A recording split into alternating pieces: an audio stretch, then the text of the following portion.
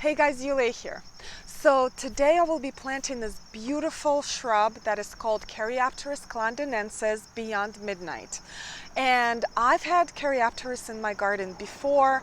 I planted it about 10 years ago in our backyard. So our backyard used to be a lot more sunnier location than it is now, but as our garden started to mature and all of the trees started to fill in, we lost a lot of sun.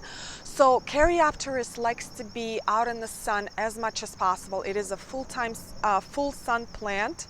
So my old Caryopteris unfortunately succumbed to its new condition to be like in the shade. It really did not like it, so it died. So ever since I was looking for new Caryopteris in the nurseries, and I started seeing them more and more this year. So of course I grabbed 3 right away. I'm so excited to be planting them on the side of our house.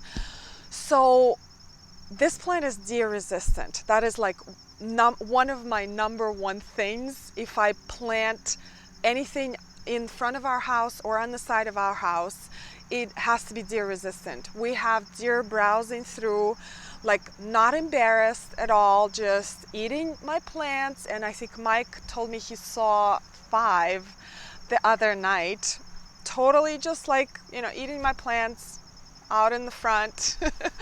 So deer resistance is huge for me. And this plant is deer resistant. It is also hardy from zones 5 through 9.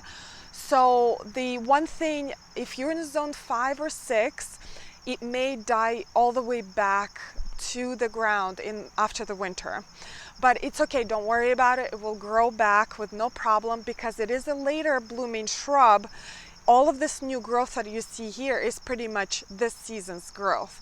So even if it dies back, it will come back with no problem whatsoever. This is a very drought tolerant plant and it does not like soggy soil. So when you plant this plant, make sure you have very good drainage. And I would say in cultivation, this plant is very similar to butterfly bush. If you're familiar with butterfly bushes or if you've grown butterfly bushes, these are kind of like brother and sister in cultivation. And beautiful blue flowers.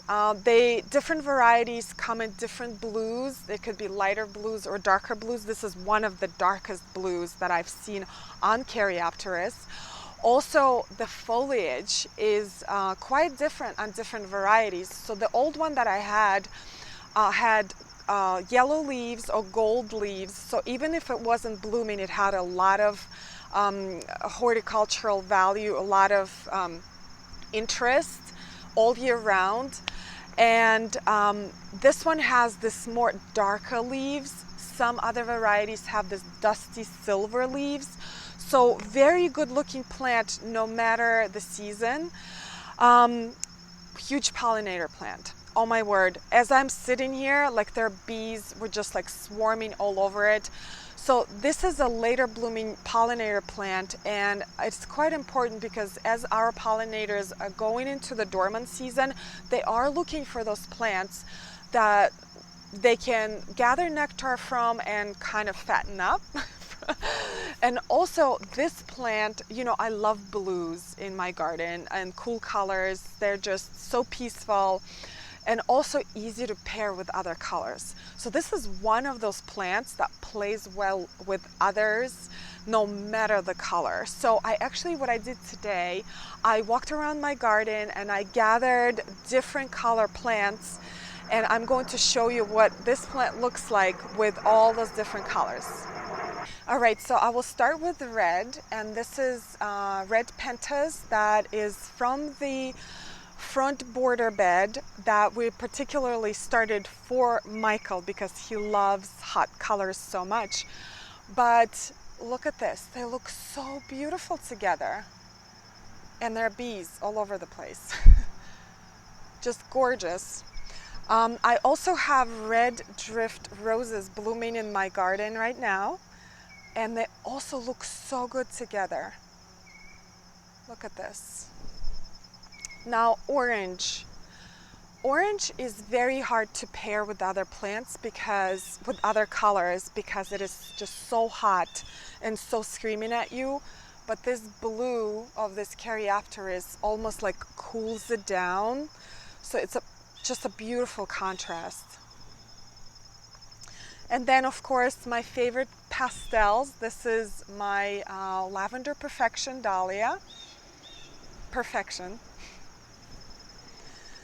And this Emery Paul Dahlia, which is a very hot pink, like dark pink, still work really well together.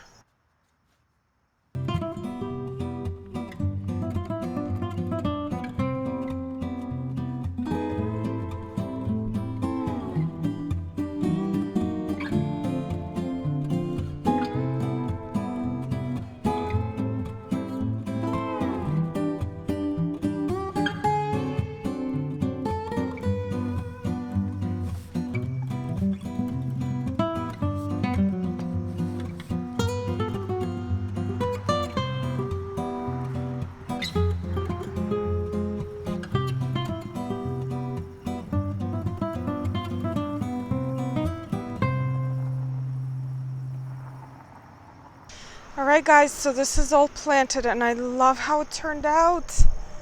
This blue is just so vibrant. So I planted 3 in here in kind of like a swoop. And that phlox over there is called Fashionably Early. And I think it's looking really good together with this blue. Then there is Rogue Lamsier, because I think that one is just seeded itself. There's some feverfews and echinaceas. Well, obviously this is the end of the season, but it's looking so good. And I have this hibiscus here. This is Copper King, and it's starting to change its color for fall. So that yellow with the Caryopteris is going to look really good. But look at these flowers, they're so pretty.